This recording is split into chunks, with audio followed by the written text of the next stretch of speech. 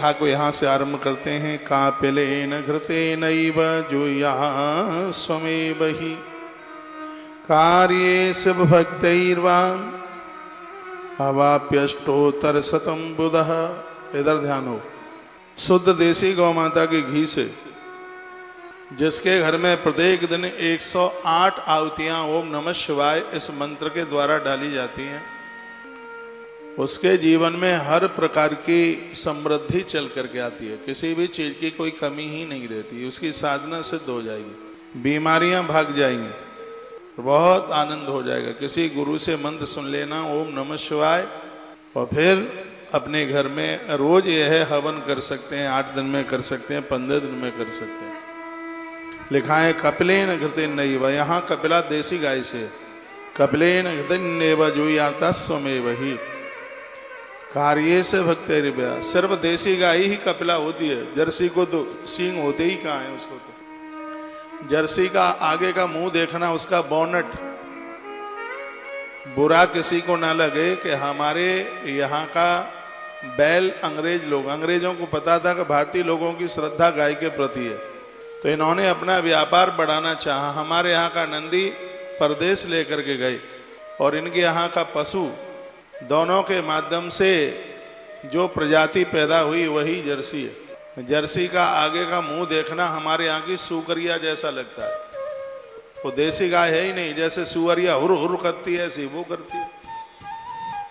जिसके दूध में कैंसर बैठा हुआ है, गर्म पानी पी लेना, लेकिन भूल करके भी जर्सी का दूध पीना मत, क्योंकि उसका दूध जहर है।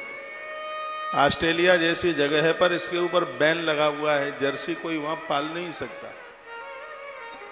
तो ये तो बहुत बीमारी फैला रही है। यहाँ गांव के ग्रामीण क्षेत्र के लोग बैठे हुए हैं। श्री शिव महापुराण में देसी गाय को कपिला कहा गया। उसके सींग हिले, वो तो कपिला है ही।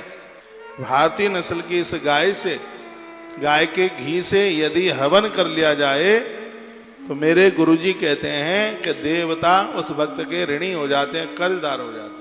आप रोज नहीं कर सकते, 8 दिन में कीजिए, 15 दिन में कीजिए, आनंद हो जाएगा। क्योंकि जप करने से सिर्फ स्वयं का कल्याण होता है, माइक देखिए, और हवन करने से, यज्ञ करने से जहां जहां तक उसका धुआं पहुंचता है पूरी समष्टि का कल्याण होता है।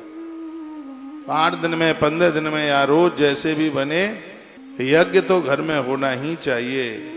कार्यासु भक्तैव अष्टोत्तरशतं बुधः। 108 आहुतियां डालो, उतना ना हो पावे कम डालो, लेकिन करो। पंचाक्षरम पंचलक्षम जपेदा शिव मनुष्यमरन पद्मासनस्थम शिवदम गंगा चंद्र कलान्वितः। जिस व्यक्ति ने अपने जीवन काल में 5 लाख इस मंत्र का जप कर लिया है, वह पूरे संसार के लिए कल्याण दाता बन जाता है। बोलिए शंकर भगवान की जय। कल आप सुन रहे थे सत्कर्म करते हुए तुलसी की माला पहनिए, रुद्राक्ष की माला पहनिए। कोई बहुत ज्यादा परहेज नहीं है। कितना सा परहेज है, झूठ मत बोलिएगा। और कितना परहेज है, किसी की बुराई मत करिएगा। और कितना परहेज है, किसी की आलोचना मत कीजिएगा। और कितना सा परहेज है, जिन चीजों का भोग भगवान को नहीं लगता उन चीजों को कभी अपने प्रयोग में मत लीजिएगा।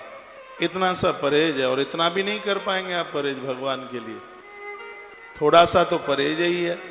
लोग कहते हैं झूठ बोलने के बिना काम नहीं चलता, और मैं कहता हूं सत्य बोलने के बिना काम नहीं चलता।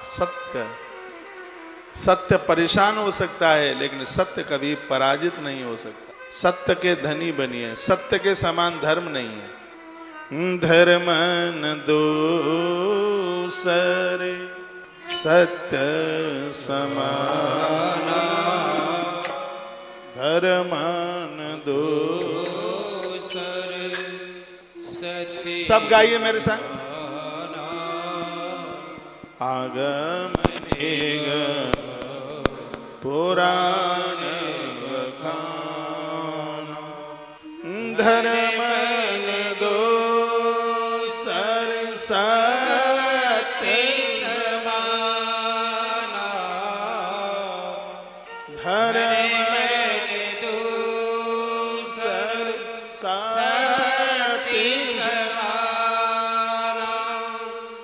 आगे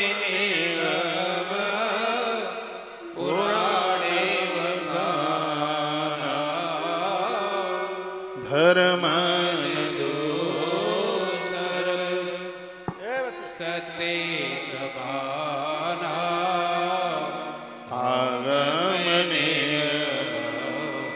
पुराणे बखाना। श्री राम बोलिए शंकर भगवान की जय हो। 8 दिन में 15 दिन में एक बार मौन रहने की कोशिश कीजिए, इससे शब्द को बचाया जा सकता है। ये शब्द आपकी ढाल बन जाएगा, ये आपकी ताकत है, आपकी शक्ति बन जाएगा। जिस दिन एकादशी का व्रत करते हैं आप 2-4 घंटे का आप मौन रखिएगा। आप देखिए कि इस मौन के रहने से आपकी कितनी ताकत, मानसिक ताकत बढ़ती है। मौन रहने से माथे की बीमारियां खत्म हो जाती हैं, मौन रहने से विचार बढ़ते हैं। मैं रामेश्वर मंदिर में था, 2-3 साल पहले की बात है।